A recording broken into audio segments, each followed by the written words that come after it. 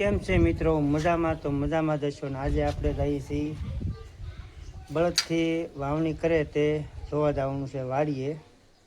Tractor હોવા છતાં ભાઈ બળદથી વાવણી કરે અજમાની તો મળીએ આપણે ખેડૂને. તો ચાલો જઈએ આપણે વાડીએ.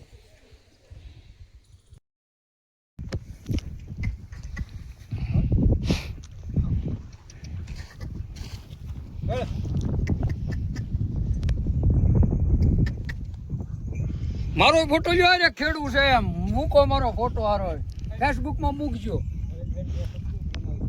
બોલો વાવણી વિશે બે શબ્દ. તારું ઉંસળે મેરું ઉંસળે મહીપાત મહીપત મેલેની માંડ પણ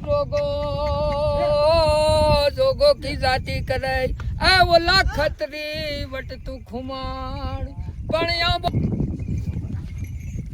હવે અત્યારે ખેડૂ છે ને આવા દુહા ફટકારે ને આમ વાવ વરસાદ ચડેલો છે. અત્યારે ભાઈ આપણી અજમાની મોસમ ધમધોકાર હાલે છે ને આ થાય છે બળદથી વાવણી. આપણે પહેલાં વિડીયોમાં જે નાખ્યું એ ટ્રેક્ટરમાં હતું તો આ છે ઓવણીઓ. ઓવણીયા પહેલાં લાકડાના હતા ને અત્યારે થઈ ગયા છે લોખંડના. તો ભાઈ અત્યારે બપોર થઈ ગયા છે અને ટાંઢાને છોડે છે. હજી અમે ભાઈ હાલમાં બળદથી જ ખેતી કરીએ છીએ.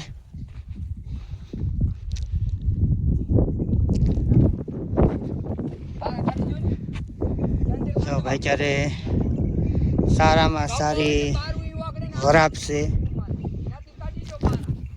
ને આપણે આવ્યા છીએ વાડીએ આવ્યા છીએ ટાંઢાની નીણ દેવા. તો ગાડીમાં તો થોડીક એવી નીણ લાવ્યા હતા ને હવે આપણે જવાનું છે પાછું ઘરે.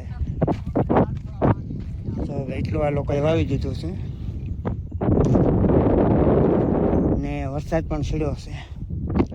તમને કેમ લાગે ભાઈ વાવવા દે કે નહીં કોમેન્ટમાં જરીક લખજો. થઈ જશે બપોર. આ ભાઈને મિની ટ્રેક્ટર છે ને તો પણ એ ટાંઢાથી વવરાવે છે. જો તમને બતાવું, જો આ છે એનું મિની ટ્રેક્ટર.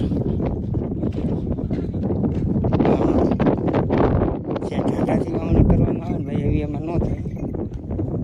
તો એનું પોતાનું ટ્રેક્ટર છે. હમણાં જે દુહા ફટકારતા ને આ એનું છે. સરસ વાવણી છે અત્યારે. તો ભાઈ છે ટ્રેક્ટર. સુતા ટ્રેક્ટરે ઢાંઢાથી વાવણી કરાવે આને ખેડૂ કહેવાય. બરાબર ને? કોમેન્ટ કરજો ભાઈ વિડીયો તમને કેવો લાગ્યો. ગેરેજે લઈ જવું છે બધું સેટિંગ કરાવી હવે બાપુ આવે સવીનું છે માથું ચડાવી ખાઈ ડીઝલ વધારે ને તેનું પિસ્ટન નું છે. હા ઓલો ઊભો રે ઓલું તો બાપા મોટા ટ્રેક્ટર એટલું ખાઈ જાય ને કામ કરે. પોણો ઉપડે વીઘે પોણો લીટર ઉપડે. કોઈ ન નાખે આ નાખે. આ કામમાં કોઈ ટ્રેક્ટર નહોતા ત્યારે બધાને હતા ને તે મારે સીલો પાડવો પડે. મને કે તું જાની સીલો પાડી એવી દે નહીં. હવે ડામર છો મારે સીલો પાડવા આવવું પડતું. પછી બધાના મિની હાલતા હતા ધમાતાનું ના અહીંયા આવતા હતી. ઘીરે આવે તું સીલો પડાય તું કે પૈસા આપજો. પૈસા થોડાક લેવાનું હોય મેં ડીઝલના પાડી દઉં સીલો. બલુમિયાન તો આનથી આંકવાના પછી શાંતિ પૈસા કરે પૈસા બલુમિયા ક્યાં નાખો નહીં. બલુમિયાન તમારે બધું કરવાનું છે. પડો થઈ જાય પછી એનું ટ્રેક્ટર પૂરું કામ મૂકી દે. અરે પૈસા કરે ખાલી વવાઈ જવું પડે એમ કોની. ખાલી એક હવાઈ એવું રાપસાસ કરવાના ખાલી. એટલે બળદની ખેતી આજે 7 વર્ષ થા મારે પોતાનું ટ્રેક્ટર છે છતાં હું બળદથી વવરાવું છું. બળદથી બેલા તરખા કરાવું છું. મારું પોતાનું ટ્રેક્ટર છે છતાં હું ટ્રેક્ટરથી ખેતી નથી કરતો. અજમાના વાવેતર કરવામાં બળદની ખેતીથી વાવવાથી પાકમાં ઉત્પાદનમાં ફેર પડે છે અને જલ્દી અજમો ઉગે છે. એ 100%ની વાત છે. અને જ્યારે તમે ચોમાસામાં ખેતી કરતા હોવ છો, ટ્રેક્ટરથી વાવો છો, ટ્રેક્ટરથી તમે બેલા તરખા કરો છો તો જમીન દબડાઈ જાય છે. એના હિસાબે જમીન કઠણ થઈ જાય છે. ઉનાળે તમે એ ખેતી કામ કરી શકતા નથી. એટલે બને ત્યાં સુધી બળદથી ખેતી કરવી એ મારો અભિપ્રાય છે.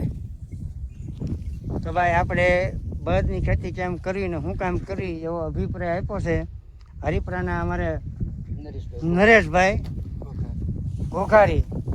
તો ભાઈ તમે વાવણી બળદથી કરો છો કે ટ્રેક્ટરથી કોમેન્ટ કરજો. ને અમારે જો ભાઈ અત્યારે છે ને શ્રાવણ મહિનામાં જ આ બધી વાવણી ચાલુ થાય. તો બધા ખેતરડા કોરા છે. જો જોઈએ બધા. તમને એમ થતું કે ભાઈ આ બધી વાવણી નથી. વાવણી તો ક્યારની થઈ ગઈ, પણ અજમાની ખેતી છે ને એ શ્રાવણ મહિનામાં થાય. ને જો એમાં બળદથી ખેતી કરો ને તો ભાઈ ઉત્તમ ખેતી ગણાય. પણ અત્યારે કોઈને બળદ રાખવા નથી.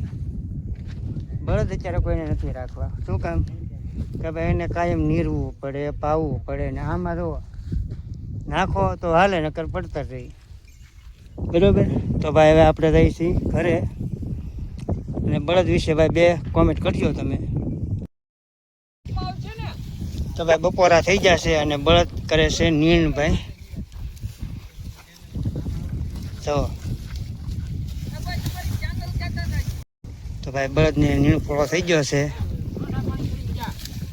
ના ના તો ભાઈ અત્યારે બપોરા થઈ ગયા છે ને આપણે જઈશું ઘરે જમવા. તો ભાઈ આ બળદ આપણે અત્યારે નીણ કરે છે.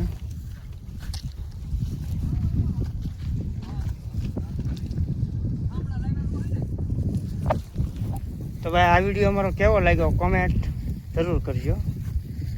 ને કોમેન્ટમાં હર હર મહાદેવ લખવાનું ભૂલતા નહીં. જય માતાજી.